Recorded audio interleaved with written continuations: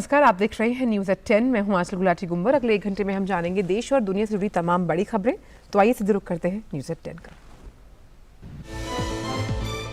राष्ट्रपति द्रौपदी मुर्मू ने पूर्वोत्तर दौरे के तीसरे दिन आज गुवाहाटी में मां कामाख्या के किए दर्शन। असम सरकार और केंद्रीय सड़क परिवहन और राजमार्ग, पेट्रोलियम, प्राकृतिक गैस और रेलवे मंत्रालयों की विभिन्न परियोजनाओं का करेंगी शुभारंभ। परियोजनाओं में आधुनिक सुविधाओं से युक्त कई मॉडल शामिल।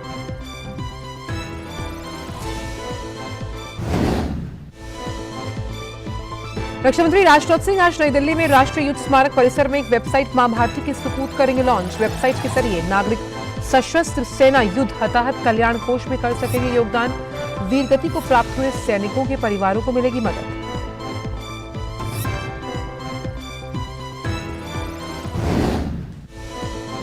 तीन दिवसीय 5वीं South Asian Geo Science Conference Geo India 2022 की जयपुर में आज होगी शुरुआत। प्राकृतिक गैस और तेल के बेहतर उत्पादन के नवीनतम शोधों पर होगी चर्चा। नवीनतम शोधों पर विचार करेंगे दुनिया भर के नामी विशेषज्ञ।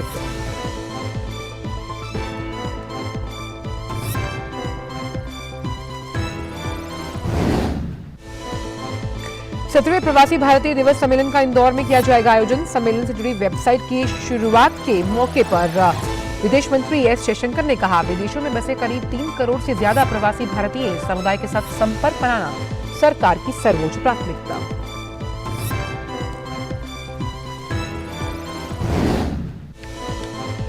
गुजरात में कानून मंत्रियों और सचिवों का 3 दिवसीय अखिल भारतीय सम्मेलन का आयोजन। राज्यों और केंद्र शासित प्रदेशों के विधि मंत्री और सचिव लेंगे भाग। केंद्रीय विधि और न्याय मंत्री देंगे मुख्य भाषण। भारत की कानून प्रणाली से संबंधित विभिन्न विषयों पर होगा विचार विमर्श।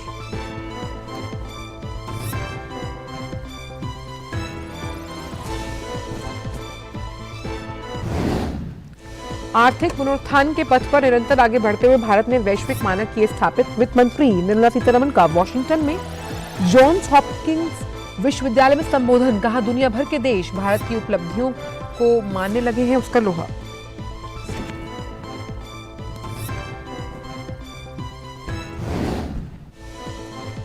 अंतर्राष्ट्रीय खबरों में अमेरिका के नॉर्थ कैरोलिना में चली गोलियां। गोलीबारी में पुलिसकर्मी समेत 5 लोगों की मौत। पुलिस ने संदिग्ध को लिया हिरासत में।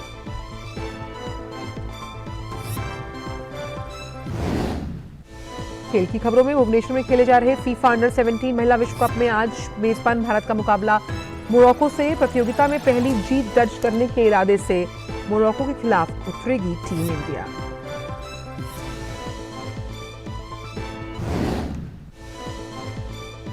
भारत और श्रीलंका के बीच कल होगा एशिया कप महिला क्रिकेट का खिताबी मुकाबला। श्रीलंका ने रोमांचक मुकाबले में पाकिस्तान को 1 रन से शिकस्त देकर फाइनल में बनाई जगह।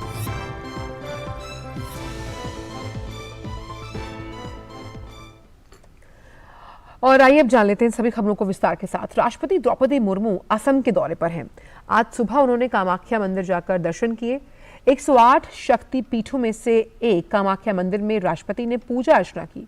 द्रौपदी मुर्मू के साथ असम के राज्यपाल प्रोफेसर जगदीश मुखी, असम के मुख्यमंत्री डॉक्टर हेमंत बिस्व शर्मा, असम परिवहन मंत्री परिमल शुक्लाबैद और असम के वन एवं पर्यावरण मंत्री चंद्र मोहन पटोवरी सहित कई नेता मौजूद रहे।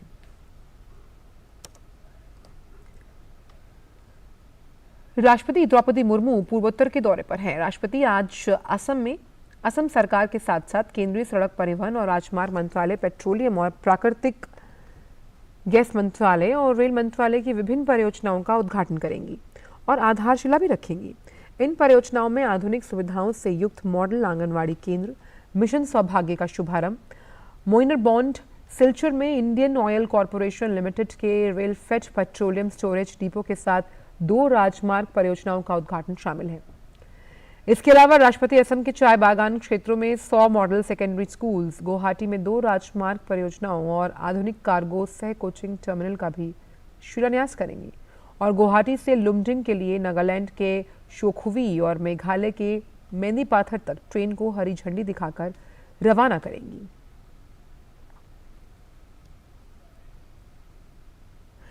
रक्षा मंत्री राजनाथ सिंह आज नई दिल्ली में राष्ट्रीय युद्ध स्मारक परिसर में आयोजित एक समारोह के दौरान सशस्त्र बल युद्ध हताहत कल्याण कोष के लिए मां भारती के सपूत वेबसाइट लॉन्च करेंगे। AFBCWF की त्रिसेवा का ये जो कोष है, जिसका उपयोग युद्ध के हताहत की जो परिजन हैं एवं जो आश्रित हैं उन्हें अनुग्रह राशि की तत्काल वित्तीय सहायता प्रदान करने के लिए है।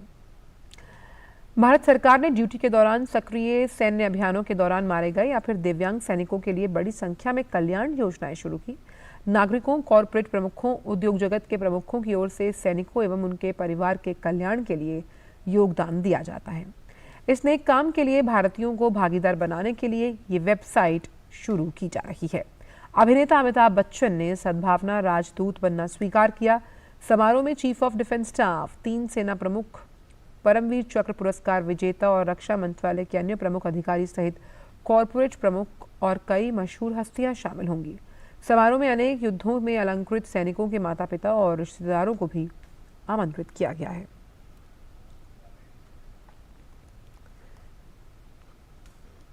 जयपुर में आज से 3 दिवसीय 5वीं South Asian Geo Science Conference Geo India 2022 का शुभारंभ हो रहा है।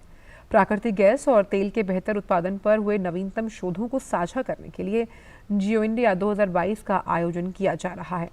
केंद्रीय पेट्रोलियम और प्राकृतिक गैस और शहरी मामलों के मंत्री हरदीप सिंह पुरी इस कॉन्फ्रेंस का उद्घाटन करेंगे। एसोसिएशन ऑफ पेट्रोलियम जियोलॉजिस्ट की ओर से इस कॉन्फ्रेंस का आयोजन किया जा रहा है। इस कॉन्फ्रेंस में भारत और संयुक्त राज्य अमेरिका, नॉर्वे और यूरोपीय संघ सहित अन्य देशों के 100 से अधिक विशेषज्ञ मुद्दों पर चर्चा करने और अपने अनुभव साझा करने के लिए भाग लेंगे। पिछले 15 वर्षों में अंतर्राष्ट्रीय सम्मेलन के रूप में जियो इंडिया कॉन्फ्रेंस का दर्जा बढ़ा है। सम्मेलन में तेजी से बदलती दुनिया में ऊर्जा संक्रमण के संदर्भ में तेल और गैस की भूमिका पर मंथन किया जाएगा। जीवाश्म ईंधन, डीकार्बनाइजेशन और चेंजिंग एनर्जी डायनामिक्स को सम्मेलन के लिए एक विषय के रूप में चुना गया। विदेश मंत्री एस जयशंकर और मध्य प्रदेश के मुख्यमंत्री शिवराज सिंह चौहान ने आगामी 17वें प्रवासी भारतीय दिवस सम्मेलन से जुड़ी वेबसाइट की शुरुआत की। 17वां प्रवासी भारतीय दिवस का जो आयोजन है वो मध्य प्रदेश सरकार के सहयोग से 8 से 10 जनवरी के बीच 2023 में इंदौर में किया जाएगा। प्रधानमंत्री प्रवासी भारतीय दिवस सम्मेलन का उद्घाटन करेंगे। वहीं राष्ट्रपति द्रौपदी मुर्मू सम्मेलन समापन सत्र की अध्यक्षता करेंगी। इस मौके पर विदेश मंत्री ने कहा कि सरकार विदेशों में बसे प्रवासी भारतीय समुदाय के साथ संपर्क को सर्वोच्च प्राथमिकता देती है और वर्ष 2014 के बाद से इस दिशा में उठाए गए कदमों से ये स्पष्ट होता है। विदेश मंत्री ने कहा कि दुनिया के देशों में करीब 3 करोड़ से ज्यादा की आबादी प्रवासी भारतीय समुदाय की है, जहां वो लोग रहते हैं, जिसमें करीब 1 करोड़ से ज्यादा ने उस देश की नागरिकता ली है जहां वो रहते हैं, और जबकि 1 करोड़ 4 लाख से भी ज्यादा जो प्रवासी भारतीय हैं उनके पास भारतीय पासपोर्ट भी हैं। The migration of Indians around the world has occurred in several waves over a long period of time. History records Indian settlers moving across the Indian Ocean as an accompaniment to commerce. Modern period then saw movement of more than 1.5 million Indians to the Caribbean, to Africa, Southeast Asia and the former French colonies. Be it finance, business, art, culture, science, medicine, law, education or politics. Presently, there are over 32 million, 3.2 crore overseas Indians. वहीं मध्य प्रदेश के मुख्यमंत्री शिवराज सिंह चौहान ने अपने संबोधन में मध्य प्रदेश के समृद्ध सांस्कृतिक और आध्यात्मिक विरासत के बारे में बात की और प्रवासी भारतीयों को बड़ी संख्या में प्रवासी भारतीय दिवस सम्मेलन 2023 में भाग लेने के लिए प्रोत्साहित भी किया। ये वेबसाइट हमारे प्रवासी भारतीय समुदाय के लिए सिंगल विंडो की तरह होगी। यहाँ प्रवासी भारतीय दिवस कार्यक्रम, रजिस्ट्रेशन, आवास व्यवस्था, हेल्प डेस्क सुविधा और प्रदेश के पर्यटन स्थल इत्यादि की जानकारियां एक स्थान पर मिल सकेगी। यह अवसर मध्य प्रदेश के लिए निश्चित ही बहुत ऐतिहासिक है। इससे मध्य प्रदेश और देश में निवेश और विकास की नई संभावनाओं के द्वार खुलेंगे। विधि और न्याय मंत्रालय आज से गुजरात के एकता नगर में कानून मंत्रियों और सचिवों का अखिल भारतीय जो सम्मेलन है उसका आयोजन कर रहा है। 3 दिन के सम्मेलन में राज्यों और केंद्र शासित प्रदेशों के विधि मंत्री और सचिव भाग लेंगे। केंद्रीय विधि और न्याय मंत्री किरेन रिजिजू सम्मेलन में मुख्य भाषण देंगे।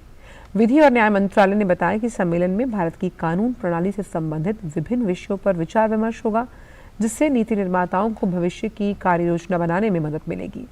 मंत्रालय ने यह भी कहा कि विभिन्न राज्यों और केंद्र शासित प्रदेशों को अपने सर्वोत्तम अनुभव साझा करने का भी अवसर मिलेगा। इससे नागरिकों, विशेष रूप से समाज के वंचित वर्गों के हित में समग्र कानून प्रणाली को उन्नत बनाने, साथ ही साथ लोगों को समावेशी और ऊर्जावान नए भारत के लिए सशक्त बनाने में मदद मिलेगी।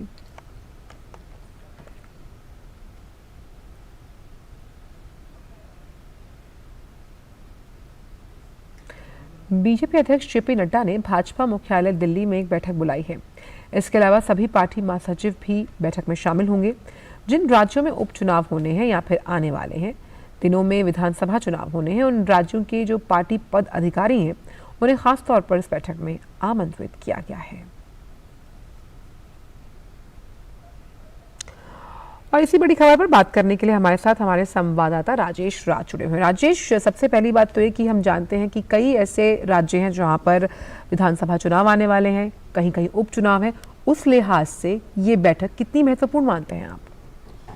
देखिए, भारतीय जनता पार्टी में बैठकों का दौर जो है आंचल, वो पूरे सालों भर चलता है। पूरे सालों भर कार्यक्रम चलते हैं, नेता प्रवास करते हैं, कार्यकर्ताओं के साथ बातचीत करते हैं, ग्राउंड जीरो पर जाकर, बूथ स्तर पर जाकर कार्यकर्ताओं को रिचार्ज करने का काम करते हैं। अभी चूंकि कई राज्यों में उपचुनाव भी होने हैं, बिहार में 2 सीटों पर, उड़ीसा में चुनाव हैं, तेलंगाना में उपचुनाव हैं, तो इन उपचुनाव की तैयारियों का जायजा लेने के लिए ये बैठक बुलाई गई है। साथ ही देश भर के जो राज्य कार्यालयों के जो मंत्री हैं और जो प्रभारी हैं उनको भी इस बैठक में बुलाया गया है। और आपने देखा होगा कि भारतीय जनता पार्टी के राष्ट्रीय अध्यक्ष जेपी नड्डा हों या प्रधानमंत्री नरेंद्र मोदी, पार्टी के एक सामान्य कार्यकर्ता से भी वो बातचीत करते हैं, वीडियो कॉन्फ्रेंसिंग के जरिए ही सही या फेस टू फेस।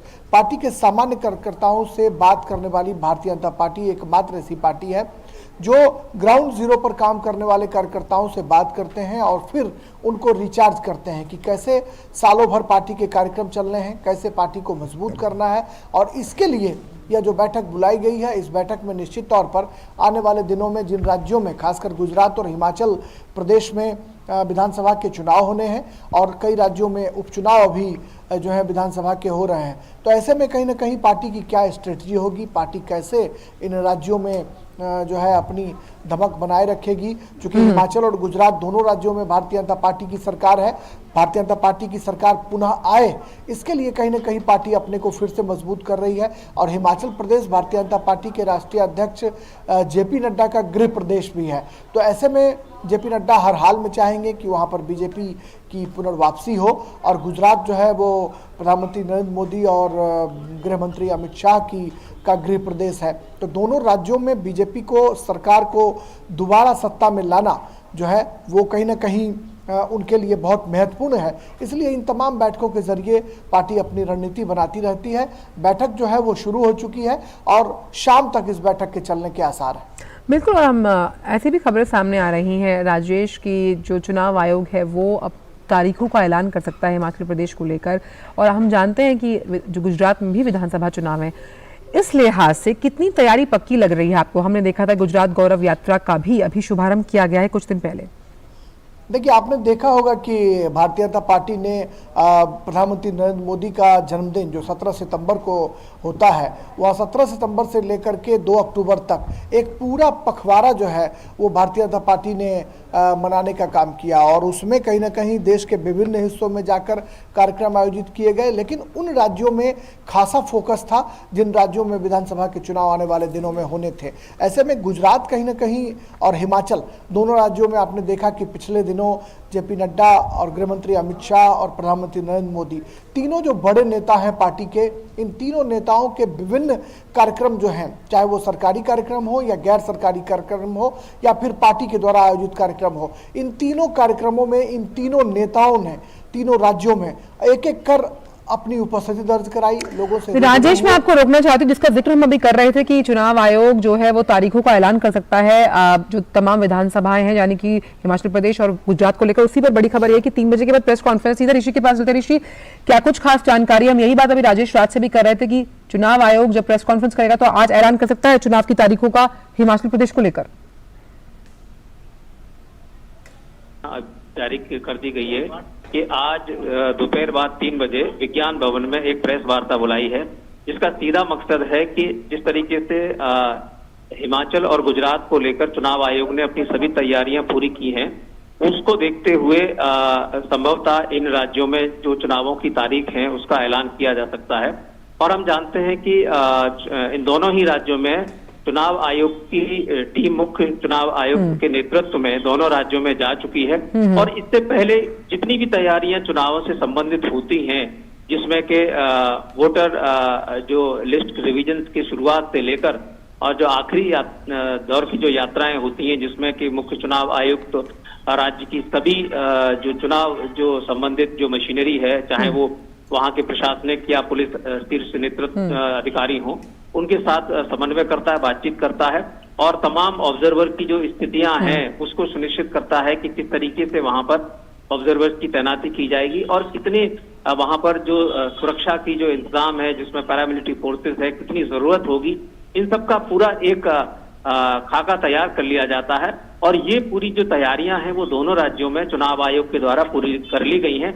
देखना होगा कि आज चुनाव आयोग दोनों राज्यों में ये ऐलान करता है या अलग अलग ऐलान करता है, क्योंकि पिछली बार हमने देखा था विधानसभा के चुनाव में हिमाचल के चुनाव की घोषणा पहले की गई थी और बाद में गुजरात की। जी ऋषि, ये भी समझना होगा कि अगर इन दोनों ही राज्यों में जब तारीखों का ऐलान किया जाएगा तो कितने चरणों में चुनाव होगा, क्योंकि विधानसभा की जो सीटें हैं वो इस लिहाज से होती है, अगर कम होती हैं तो एक ही चरण में चुनाव संपन्न कराए जाते हैं। पहली बात। दूसरी बात, जो पर्यवेक्षक है उनका रोल कितना अहम हो जाता है इस पूरी प्रक्रिया को सुगम बनाने में?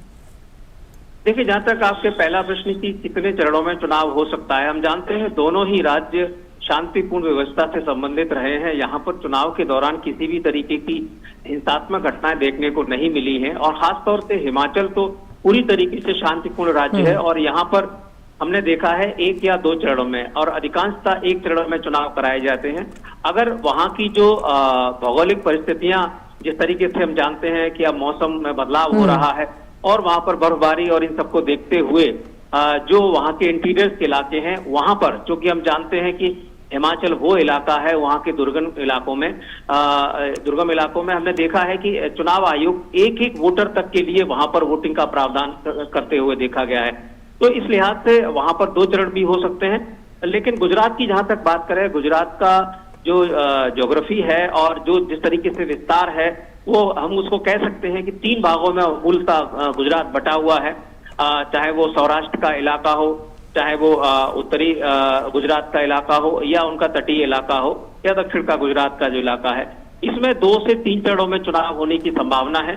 तो जहां तक सुरक्षा के दृष्टिकोण से देखें तो ऑब्जर्वर की, जैसे कि आपने पूछा, जो भूमिका है वो बेहद महत्वपूर्ण हो गई और खासतौर से चुनाव आयोग ने जो ऑब्जर्वर्स के जरिए, चूंकि हम जानते हैं कि राज्य की जो प्रशासनिक मशीनरी है वो तो चुनाव आयोग उसका उपयोग करता ही है, लेकिन आयोग के पास जो फ्री एंड फेयर इलेक्शन कराने से संबंधित जो असीमित अधिकार है, जिसमें वो देश के किसी भी इलाके से संबंधित प्रशासनिक जो अधिकारी हैं, पुलिस अधिकारी हैं, उनको ऑब्जर्वर के तौर पर विधानसभा चुनावों में, लोकसभा चुनावों में भेज सकता है और भेजता भी रहा है, जिसमें कि पुलिस ऑब्जर्वर की भूमिका अब ज्यादा बड़ी है।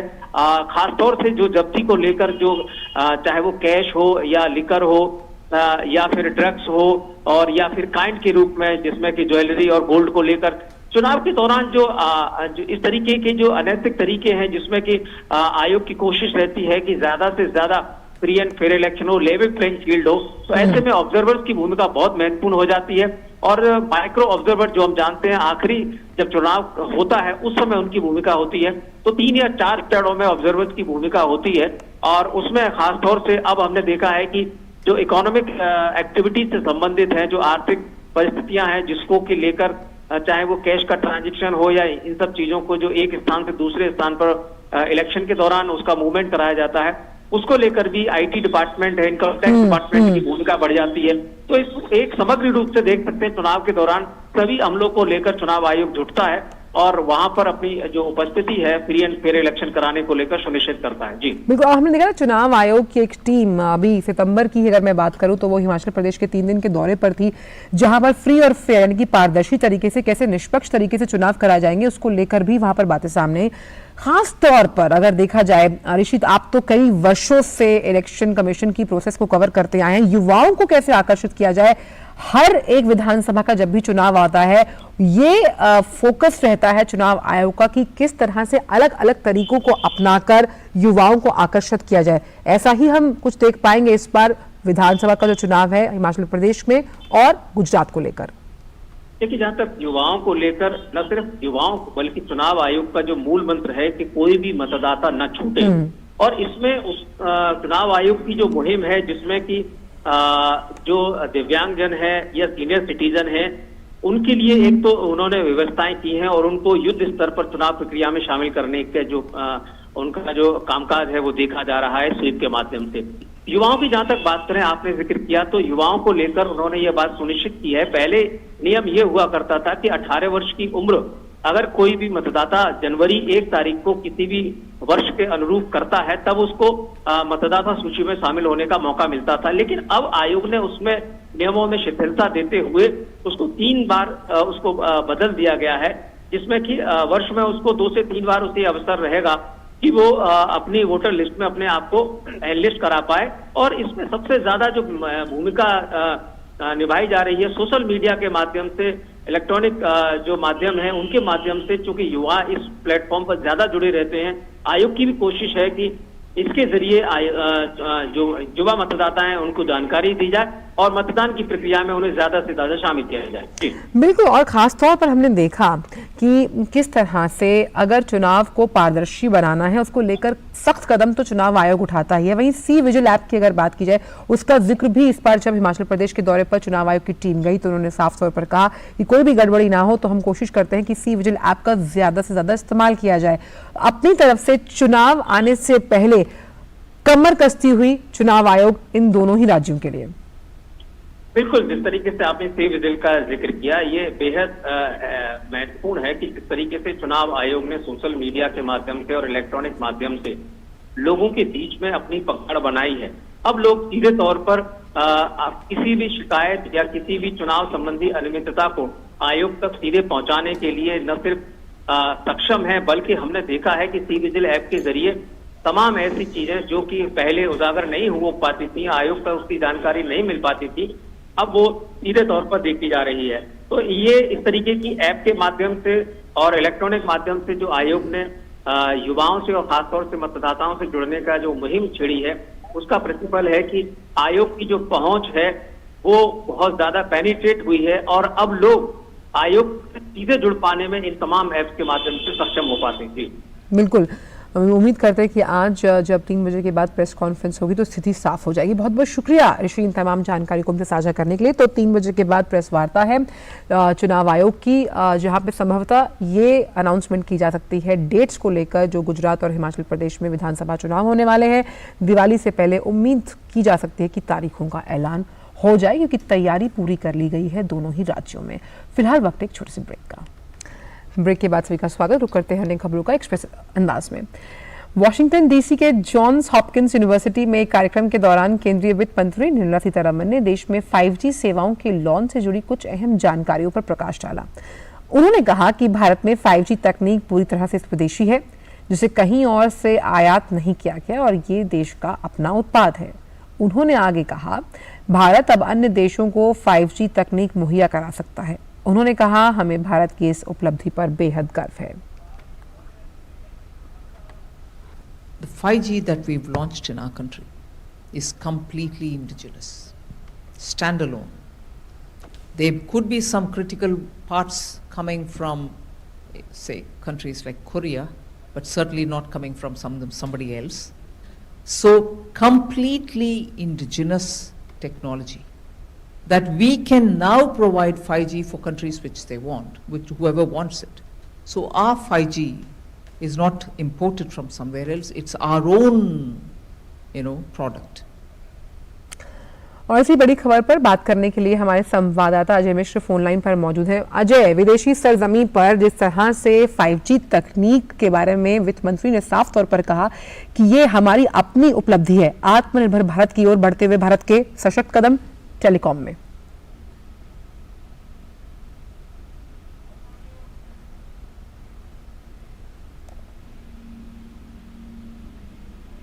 अजय, आपको मेरे अजय, सवाल मेरा यह है कि विदेशी सरजमी पर जाकर जिस तरह से वित्त मंत्री ने इसे अपनी उपलब्धि बताया कि 5G जो है वो हमारा अपना है, आत्मनिर्भर भारत की तरफ बढ़ते हुए कदम टेलीकॉम क्षेत्र में। बिल्कुल सही कहा आपने। देखिए, ये 5वां देश बन चुका है भारत जिसके पास उसकी end to end indigenous technology है 5G को लेकर के। स्वीडन, फिनलैंड, कोरिया और चाइना के बाद भारत ही ऐसा देश है जिसके पास ये टेक्नोलॉजी है। ध्यान देने की बात यह है कि ये टेक्नोलॉजी अमेरिका के पास भी नहीं है, ब्रिटेन के पास भी नहीं है, जर्मनी और फ्रांस जैसे जो बड़े विकसित देश हैं यूरोप में उनके पास भी नहीं है। अब वित्त मंत्री का ये कहना है कि हम दूसरे देशों को 5G टेक्नोलॉजी दे सकते हैं, अपने आप में एक बहुत बड़ा एक तरह से व्याख्यान कह सकते हैं आप। दूसरी बात ये कि जो टेक्नोलॉजी है उसका गवर्नेंस में कैसे इस्तेमाल किया जा रहा है उस पर उन्होंने फोकस किया। तो क्या कर रहे हैं हम लोग, 2.5 लाख ग्राम पंचायतें हैं उन तक हम ऑप्टिकल फाइबर पहुंचाने की कोशिश कर रहे हैं।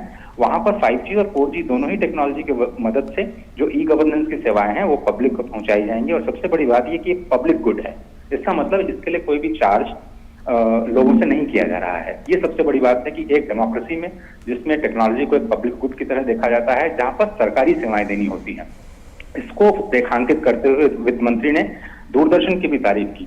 बड़ी बात यह कही कि दूरदर्शन का जो कंटेंट है वो भी पब्लिक गुड है। इस तरह से हमने 200 चैनल्स, 1 क्लास 1 चैनल अलग अलग भाषाओं में देश को समर्पित किए हैं और उसके लिए भी बच्चों से कोई भी चार्ज नहीं लिया जाता। टेक्नोलॉजी के ही माध्यम से हम डिजिटल यूनिवर्सिटी बनाने जा रहे हैं जिसमें हम छात्रों को हायर एजुकेशन में डिजिटली वर्चुअली ट्रेन करने के रास्ते पर चलेंगे। तो हेल्थ केयर हो, आपका एजुकेशन सेक्टर हो, स्मार्ट मैन्युफैक्चरिंग हो, एग्रीकल्चर हो, हर सेक्टर को ये 5G टेक्नोलॉजी 4G के साथ मिलकर के एक रिवोल्यूशन लाने के सफर पर चल निकला है। और यही बात अब भारत पूरी दुनिया को बताता हुआ नजर आ रहा है। बिल्कुल अजय, आपको रोकना चाहूंगी, एक बार हम सुनवाते हैं कि जो वित्त मंत्री हैं उन्होंने ये भी कहा था कि भारत में गांव-गांव तक शिक्षा का प्रकाश फैलाने के लिए, जिसका जिक्र अभी अजय भी कर रहे थे, कि राष्ट्रीय चैनल दूरदर्शन के जरिए लगभग 200 चैनल शुरू किए गए ताकि मुश्किल वक्त में भी हमारे बच्चे शिक्षा से वंचित न रहें। 200 channels have been dedicated through the government's public television channel for schools to have by-class education in their mother tongue. And India obviously has more than 15 official recognized languages. So children can learn from watching the television in their house, and it's not a fancy charge-paid channel. It is Doordarshan, which is again a public good. You don't pay fees for it. So 200 channels have been dedicated so that education can be taken digitally to schools. तो अजय हमारे साथ जुड़े हुए हैं। अजय, जिस तरह से साफ तौर पर वित्त मंत्री ने भी कहा है और ये भी बात सामने है कि 2024 तक इसे 5G को पूरे देश में फैलाना है और ये अपने आप में इतिहास रचा, जिसका जिक्र प्रधानमंत्री ने भी किया था 5G का जब अनावरण किया गया। बिल्कुल सही बात है। तो 5G की जो हम बात कर रहे हैं तो दिसंबर, पहले तो सबसे पहले दिवाली में ये जो बड़े शहर हैं उनमें ये शुरू हो जाएगी। जियो ने पहले ही ऐलान किया हुआ है दिसंबर 2023 का उन्होंने वक्त दिया है जब पूरे देश में पहुंच जाएंगे जियो के नेटवर्क को लेकर के। और एयरटेल ने ये कहा कि वो मार्च 2024 तक अपनी सेवाओं को पहुंचाएंगे। तो ये दोनों ही कंपनियां 5G को लेकर के तैयार हैं। और जिस तरह से वित्त मंत्री ने ये कहा कि UPI को लेकर के जो भारत ने बहुत बड़ा एक तरह से रिवोल्यूशन दिखाया है बीते 2 सालों में, जहां पर QR कोड के जरिए पेमेंट कर रहे हैं। फिनटेक जो रिवोल्यूशन है उसका लोहा पूरी दुनिया मान रही है। इतना बड़ा बाजार है, 1 बिलियन आपके मोबाइल कनेक्शन, 1 बिलियन आधार, 1 बिलियन से ज्यादा आपके जो लैंड ट्रिनिटी के तहत जैम आधार मोबाइल का जो कनेक्शन है उसके जरिए हम कैसे जो सरकार की सेवाएं हैं वो तक पहुंचा रहे हैं। क्योंकि स्पीड फास्ट होगी तो ये जो डिलीवरी भी बहुत ज्यादा फास्ट होने की उम्मीद आप कर सकती हैं। तो जिस तरह से आपने देखा कि एक बटन के क्लिक से कोरोना के दौरान किसानों के खाते में पैसे पहुंचाए गए, महिलाओं के खाते में पैसे पहुंचाए गए, MSME सेक्टर को जो लोन मिलने की जो प्रक्रिया है उसको कैसे डिजिटली एम्पावर किया गया जिससे उनको घर बैठे ही फाइनेंस मिलने लगा। कोरोना के दौरान कैसे एजुकेशन सेक्टर में कैसे लोगों तक वर्चुअली जो क्लासेस, ऑनलाइन क्लासेस के जरिए बच्चों को पढ़ाई की गई, अब वो चीजें और ज्यादा फास्ट हो जाएंगी। तो हमें आपको लगता है कि हमारी स्पीड थोड़ी तेज हो जाएगी, हमारी मूवीज डाउनलोड हो जाएंगी, केवल इतना ही है। लेकिन जब इसका आप पीछे जाकर के देखते हैं उसका इम्पैक्ट, चाहे वो हेल्थ केयर में इम्पैक्ट हो कि एक डॉक्टर दिल्ली में बैठा हुआ पटना में किसी मरीज के जो अल्ट्रासाउंड होता है उसकी मशीन को रोबोटिकली ऑपरेट कर सकता है, या फिर कोई प्रोफेसर मद्रास में बैठ करके दिल्ली में बैठे हुए छात्रों को ऑनलाइन IIM की क्लासेस दे सकता है, और वो भी 3D वर्चुअल तकनीक के जरिए।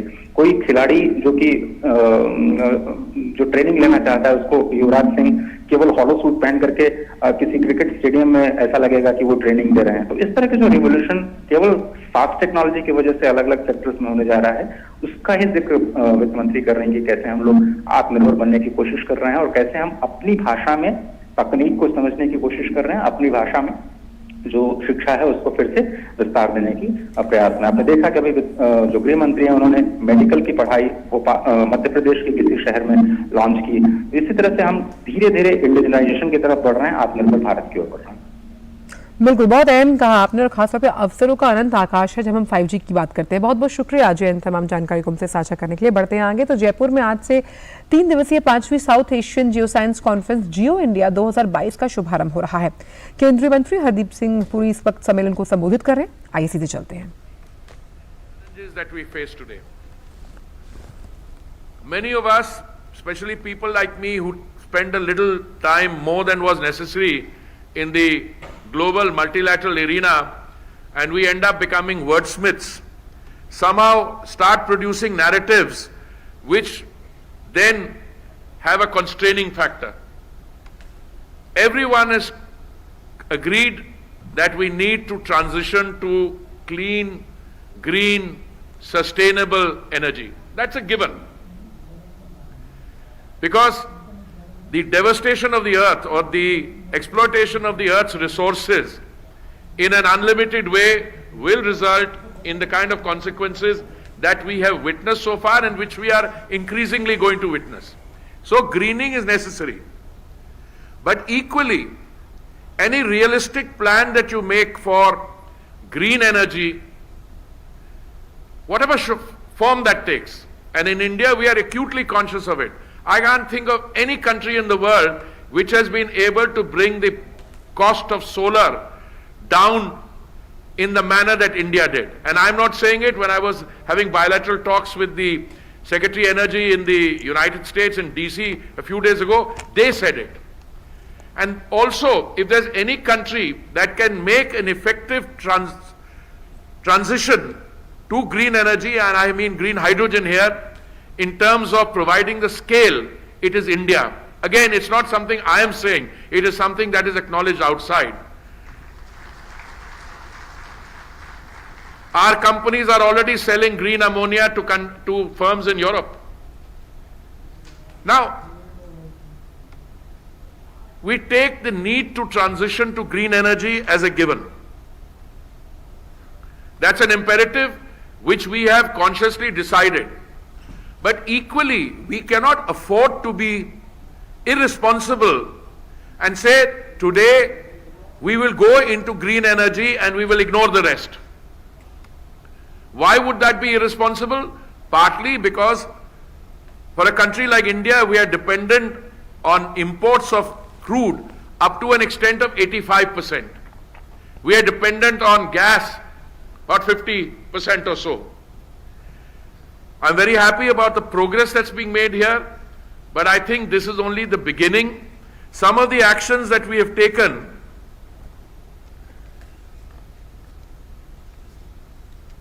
in terms of providing a fillip to E&P activities in India, I'm new to the sector, but even those who are familiar with it use terms like these are mind-boggling. We have reduced the prohibited no-go areas in our EEZ by 99% of our EEZ spanning 2.36 million square kilometers, which is now available for exploration. Approximately 9.1 lakh square kilometers have been opened up for exploration, and when I was in the US till yesterday, we launched the mega offshore bidding round for 2.3 lakh square kilometers on 10th October. India will do more than 500 plus exploration wells in the coming years, and more 2D and 3D seismic surveys will be done than ever before. So, Shri Rao, I want to tell you that the work you started, we are in the process of giving it, fuel and acceleration. And I'm sure that in the coming months, when we see the results, we will also acknowledge the contribution of not only yourself, but all the other petroleum geologists who have joined you in ONGC and in other sectors. Cognizant of the importance of data before undertaking investment decisions, through our national data repository, we have approximately 7 petabytes of geological data which can be shared for the benefit of companies interested in the E&P sector in India. As I said, in this process, the role of the geologists or the geologist community in this initiative cannot be overemphasized. We are launching a scheme for stratigraphic wells where the Government of India will incentivize discoveries of potential basins using the NDR by drilling exploratory wells at its own cost, that is the government's cost. I believe this is a major innovation, and whilst the companies may not need this incentivization, it is a measure of the earnestness and resolve that the Government of India is ready to walk the talk in terms of this exploration. And I want to compliment my colleagues in the ministry, the Secretary, the Director General, Hydrocarbons, and all those who have been working with them. Because these developments, the clearing of the no-go area, the National Data Repository, and this other innovation that I just mentioned are amongst many that have already been unveiled, and I keep repeating, if there is anything that the professional petroleum geologist believes or the companies which are here believe, we are open to ideas. Please provide us inputs. And I think we are willing to do work in a collaborative, interactive, fully understanding manner. And therefore, I think gatherings like this are important. I don't want to spend too much time in terms of what we have done on green energy already. I think the facts speak for themselves. And I hate to repeat this, but some of you may not have heard it, so I'll probably get away with it.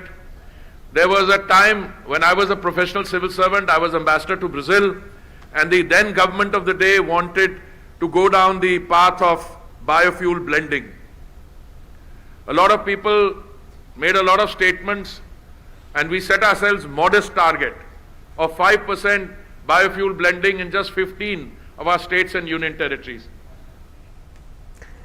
तो आप सुन रहे थे जियो India 2022 में जो केंद्रीय मंत्री हैं हरदीप सिंह पुरी, उनका संबोधन साफ तौर पर ये जो कॉन्फ्रेंस शुरू किया गया है, उन्होंने ये कहा कि किस तरह से जो सोलर एनर्जी है उसकी कॉस्ट को भारत ने बहुत कम किया है। जो अलग अलग और रिसोर्सेज होते हैं एनर्जी के, जो नवीनतम शोध हैं खासतौर पर जियो साइंस से जुड़े हुए, उससे जुड़ी हुई ये कॉन्फ्रेंस है और उम्मीद करते हैं कि मंथन और चिंतन से कई और शोध और अनुसंधान सामने निकल कर आएंगे।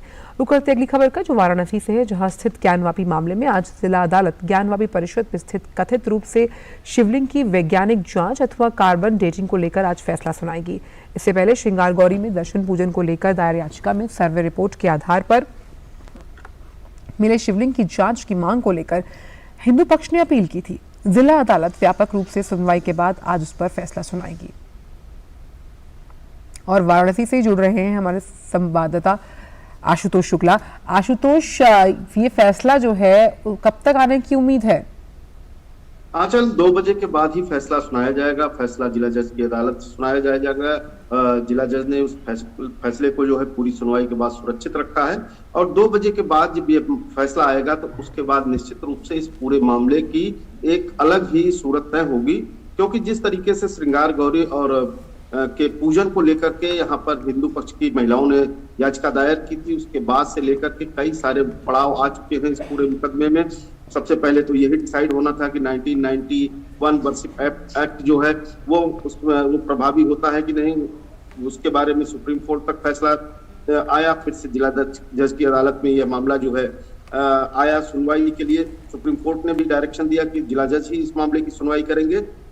तो ऐसे अहम पड़ाव आते गए और उसके बाद श्रृंगार गौरी की वर्तमान स्थिति को जानने के लिए सर्वे जो करवाया गया, उस सर्वे के दौरान एक कथित रूप से शिवलिंग पाया गया और उसमें वजूखाने का भी जिक्र आया और दोनों पक्ष जो है इसके तथ्य की जांच को लेकर के अदालत में गए और पूरी तरह से अदालत ने दोनों पक्षों को सुना है, जबकि पिछली बार ही सुरक्षित था फैसला पिछली तारीख पर ही, लेकिन सुनाया इसलिए नहीं गया क्योंकि मुस्लिम पक्ष का कहना था कि अभी तो और कुछ कहना है और इस बाद में और सारी तैयारियों के साथ मुझे आना है, उसका भी उन्हें मौका दिया गया। और आज जब पूरी तरह से वाद को सुनने के बाद इस बात का निस्तारण होगा कि वैज्ञानिक ढंग से इस शिवलिंग की जांच हो या ना हो, या इसके साथ इसको कार्बन डेटिंग के लिए दिया जाए या न दिया जाए, या फिर कौन सी प्रविधियां इस्तेमाल की जिससे कि यह स्थापित हो सके वास्तव में यहाँ पर क्या कुछ पौराणिक रूप से था, पुराने रूप से था, या कि वर्तमान समय में जो स्थिति है किस तरह से है। तो निश्चित रूप से एक माइलस्टोन जजमेंट होगा और इसमें कहीं ना कहीं जो है ये जो तमाम सारी दुविधाएं हैं इस मुकदमे को लेकर के वो एक निर्णायक दिशा की ओर बढ़ेगी। आंचल, इस फैसले में लगातार हम एक शब्द का जिक्र कर रहे हैं आशुतोष, वो है कार्बन डेटिंग। हम समझना चाहते हैं अपने दर्शकों के लिए आपके जरिए कार्बन डेटिंग आखिर कितना महत्वपूर्ण है इस फैसले में। देखिए, हिंदू पक्ष ने जब वहां पर सर्वे चल रहा था उस दौरान जो है एक वजूखाना था, वजूखाने में जो पानी था इकट्ठा, उस पानी को जब निकाला गया तो वहां पर एक शिवलिंग की आकृति प्राप्त हुई जिसके ऊपर जो है कुछ और भी सीमेंट लगाई गई थी जिसके चित्र आपने बार बार दिखाए हैं। उसके साथ ही जो है हिंदू पक्ष का कहना है कि ये शिवलिंग है और मुस्लिम पक्ष का कहना है कि ये फव्वारा है। सवाल इस बात का है कि अगर फव्वारा है और जो तिथि बताई जा रही है उसके मस्जिद होने की, यह कितना प्राचीन है। हिंदू पक्ष का कहना है कि यह बहुत अति प्राचीन शिवलिंग है, तो कितना प्राचीन है इसको लेकर के कार्बन डेटिंग की जांच आवश्यक हो जाती है।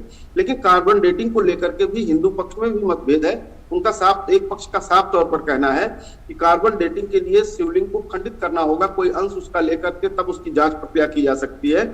इसलिए खंडित शिवलिंग को न किया जाए क्योंकि खंडित शिवलिंग जो है उसकी पूजा आराधना करने में नहीं की जाती है। तो इस बात को भी जो है अदालत ने सुना और साथ में वैज्ञानिक जांच की कई सारी और प्रविधियां हैं जिससे ये जाना जा सकता है कि यह शिवलिंग कितना पुराना है।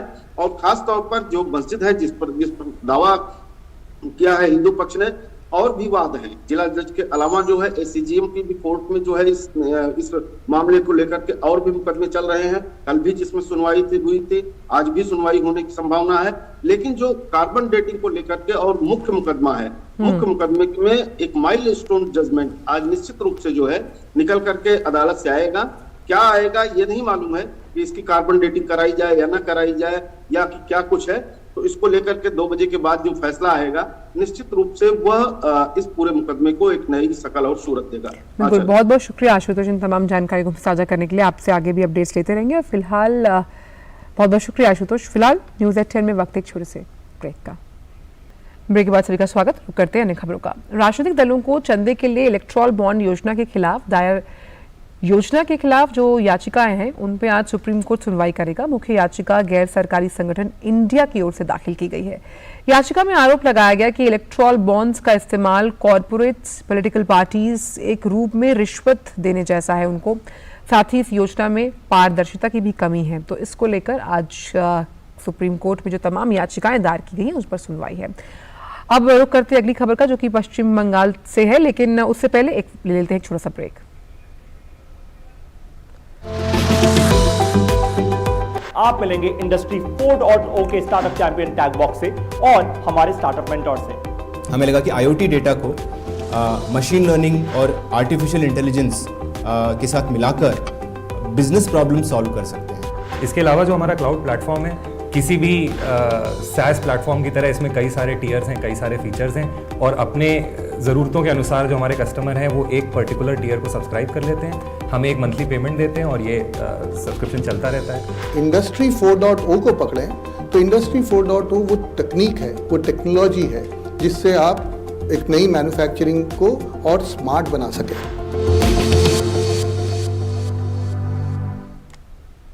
ब्रेक के बाद सभी का स्वागत। रुक करते अगली खबर का, जो कि पश्चिम बंगाल से है, जहां भाजपा नेता और विधानसभा में प्रतिपक्ष के नेता शुभेंदु अधिकारी ने ममता सरकार को घेरते हुए कहा कि मेमिनपुर, इकबालपुर और खिद्रपुर में हिंदुओं को हटाना चाहते हैं। उन्होंने ममता बनर्जी पर वोट बैंक की राजनीति करने का आरोप लगाते हुए कहा कि टीएमसी सरकार डरा धमकाकर और सांप्रदायिक प्रचार कर अल्पसंख्यकों से वोट ले रही है। उस एरिया में जो सिचुएशन है उसको देखते हुए अगले 4 दिन 144 को एक्सटेंशन किया। एरिया पीसफुल है तो 144 एक्सटेंशन क्यों? ये मोमिनपुर, इकबालपुर, खिदुरपुर में से हिंदू को जीरो करना चाहता है। ये ममता बनर्जी का वोट बैंक का राजनीति। हिंदू वोट टुवर्ड्स बीजेपी को ओर जा रहा है और डरा के चमका के एनआरसी का नाम पे और कम्युनल कैंपेन करके ये माइनॉरिटी वोट को ले रहा है। इसलिए वहां से वो हिंदू जो है उसको भगाना चाहती है। और पाकिस्तान अपनी नापाक हरकतों से बाज नहीं आ रहा।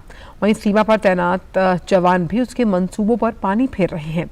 इसी कड़ी में बीएसएफ के हाथ बड़ी सफलता लगी। दरअसल बीएसएफ जवानों ने गुरदासपुर में सीमा पर उड़ रहे पाकिस्तानी ड्रोन को मार गिराया।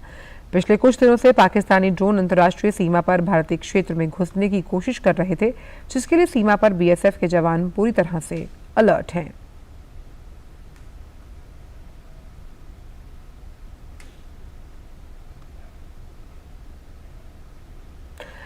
खबर लद्दाख से। लेह में हर्षोल्लास के साथ शुरू हुआ लद्दाख महोत्सव 2022। कोविड महामारी के कारण 2 साल के ब्रेक के बाद 4 दिवसीय लद्दाख उत्सव आज से शुरू हो गया। बर्फबारी के बीच जिले के विभिन्न हिस्सों से 35 सांस्कृतिक मंडलों ने लेह की गलियों में रंगारंग जुलूस निकाला। पोलो मैदान में मंडलियों ने लेह के समृद्ध सांस्कृतिक विरासत को प्रदर्शित करते हुए संगीत और नृत्य प्रस्तुत किया।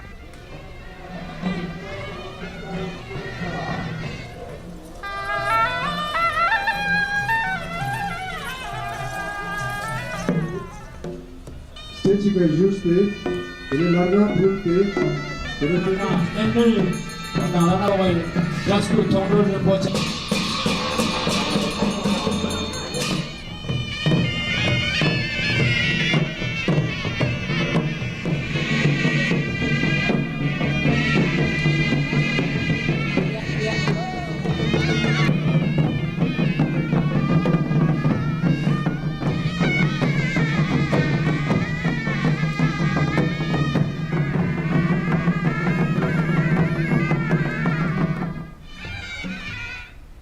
और अब बात करते हैं बारिश को लेकर। तो उत्तर प्रदेश के कई जिलों में भारी बारिश का सिलसिला जारी है। कई गांवों में पानी घुस गया तो कहीं नदियां उफान पर। वहीं कई नदियां जो हैं उनके किनारे बसी जो बस्तियां हैं वो पानी में डूब गई। प्रशासन भी राहत और बचाव के काम में जुटा हुआ है। जगह जगह लोगों को राहत सामग्री बांटी जा रही है। प्रयागराज में भारी बारिश के कारण गंगा और यमुना नदी के जलस्तर में बढ़ोतरी के चलते निचले इलाकों में बाढ़ जैसी स्थिति देखी जा रही है। वहीं अयोध्या में सरयू नदी का जलस्तर खतरे के निशान से ऊपर पहुंच गया, जिससे स्थानीय लोगों को परेशानी का सामना करना पड़ रहा है। बात करते हैं गोरखपुर की, जहां भारी बारिश के कारण राप्ती नदी का जलस्तर बढ़ गया, जिससे बाढ़ जैसे हालात हो गए। बीते कई दिनों से राप्ती नदी के बढ़ते जलस्तर ने कई गांवों को बाढ़ की चपेट में ले लिया। राप्ती नदी का जलस्तर बढ़ने से जनपद के करीब 160 गांव बाढ़ से प्रभावित हैं। ऐसे में लोगों को काफी मुश्किलों का सामना करना पड़ रहा है। राप्ती नदी के किनारे बसे शेरगढ़ गांव बाढ़ के पानी से चारों तरफ से घिर चुका है, जिससे जनजीवन अस्त व्यस्त है। बात करते हैं आंध्र प्रदेश के अनंतपुर जिले की, जहां कई दिनों से जमकर बारिश हो रही है। भारी बारिश के कारण सड़कों पर पानी भरा हुआ है और शहरों में बाढ़ जैसे हालात हैं। वहीं निचले इलाके में बने घर भी पानी में डूबे हुए हैं, जिससे लोगों का जीवन अस्त व्यस्त हो गया। बाढ़ प्रभावित इलाकों में प्रशासन द्वारा राहत और बचाव कार्य जारी है। बाढ़ के पानी में फंसे लोगों को सुरक्षित स्थानों पर पहुंचाया जा रहा है।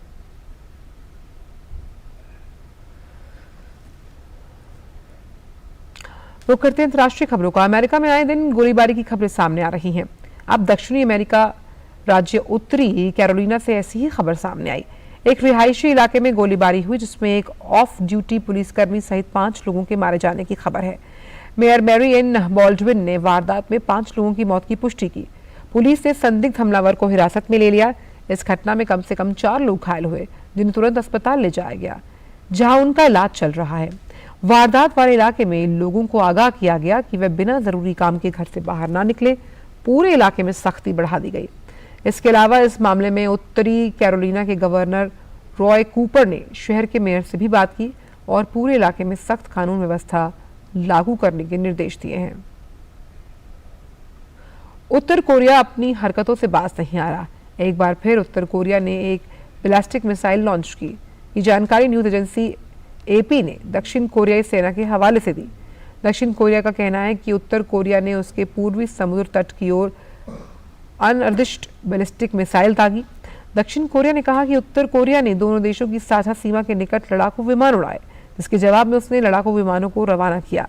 बता दें कि उत्तर कोरिया लगातार मिसाइल परीक्षण कर कोरियाई प्रायद्वीप में तनाव बढ़ा रहा है। बैलिस्टिक मिसाइल लॉन्च से पहले उत्तर कोरिया ने गुरुवार को लंबी दूरी की क्रूज मिसाइलों का भी परीक्षण किया था। किम जोंग उन की निगरानी में उत्तर कोरिया सैन्य क्षमताओं में लगातार विस्तार कर रहा है। उत्तर कोरिया की ओर से पिछले दिनों दागी गई मिसाइल्स के कारण कोरियाई प्रायद्वीप में तनाव बढ़ा है। खबर माली से, जहां एक बस विस्फोट में कम से कम 11 लोगों की मौत हो गई और 50 से अधिक घायल। चरमपंथी हिंसा के गढ़ कहे जाने वाले मोप्ती इलाके में बस विस्फोट उपकरण का शिकार हुई। प्रशासन ने कहा कि घायलों को अस्पताल में भर्ती कराया गया। गौरतलब है कि माली लंबे समय से चरमपंथी विद्रोह से जूझ रहा है, जिसके कारण हजारों लोग अपनी जान गंवा चुके हैं।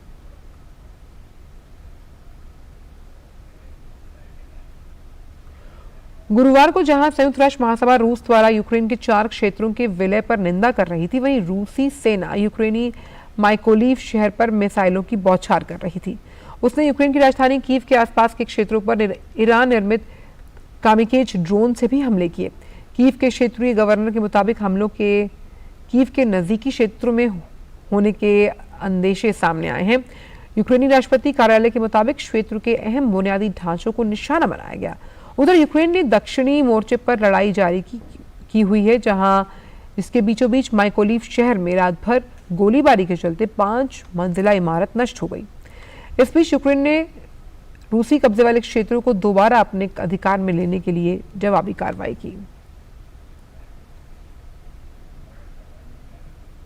रुक करते खेल की खबरों का। पहले मैच में 8 गोल से मिली हार से मेजबान भारतीय टीम का मनोबल जरूर गिरा, लेकिन मोरक्को के खिलाफ शुक्रवार को फीफा महिला अंडर 17 विश्व कप के दूसरे ग्रुप मैच में टीम प्रतिष्ठा बचाने में बेहतर प्रदर्शन करने की कोशिश करेगी। थॉमस डेनेरबी की टीम पहले मैच के नतीजों को भुलाकर ग्रुप ए में मोरक्को के खिलाफ अंक जुटाएगी। हालांकि भारत के लिए यह आसान नहीं होगा, क्योंकि मोरक्को ने अफ्रीका क्वालिफाइंग टूर्नामेंट में शानदार प्रदर्शन करते हुए उस टूर्नामेंट में जगह बनाई थी। क्वालिफाइंग टूर्नामेंट में मोरक्को ने घाना को पेनल्टी शूटआउट में हराया था। वहीं दूसरी ओर भारत को मेजबान होने के नाते से प्रतियोगिता में सीधा प्रवेश मिला। बात क्रिकेट की। भारत और श्रीलंका के बीच महिला एशिया कप की खिताबी भिड़ंत होगी। शनिवार को यह फाइनल मुकाबला बांग्लादेश के सिलहट स्टेडियम में खेला जाएगा। गौरतलब है कि पहले सेमीफाइनल में भारत ने थाईलैंड को 74 रन से हराया। वहीं दूसरे सेमीफाइनल में श्रीलंका ने पाकिस्तान को रोमांचक मुकाबले में 1 रन से मात दी। भारत और श्रीलंका की टीम महिला एशिया कप के फाइनल में 5वीं बार आमने सामने है। और फिलहाल न्यूज़ 10 में इतना ही। दीजिए इजाजत। नमस्कार।